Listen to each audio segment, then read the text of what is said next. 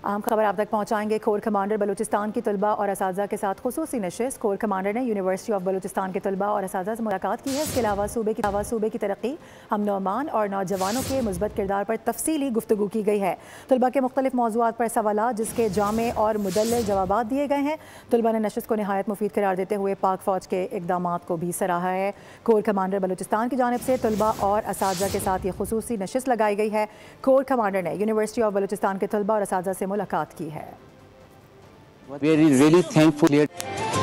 पाकिस्तान हमेशा जिंदाबाद रहे, पाकिस्तान हमेशा जिंदाबाद रहे, पाकिस्तान हमेशा जिंदाबाद रहे। कॉन्सेप्ट के लिए बहुत बेहतरीन था कि हमें हमारे क्वेश्चंस के जो है आंसर्स मिले। ऐसे इंटरेक्शंस और भी करवाएं ताकि जो भी हमारे माइंड में क्वेश्चन चल रहे हैं उनका वो क्लियरली आंसर दे सके। आज का हमारा सेशन हमारे कोर कमांडर उनके साथ हुआ। We are really thankful that he cleared every point that people are thinking that is bad for the country right now. It created awareness about how terrorism manipulates someone's mind, and such kind of sessions are very much important for the entire youth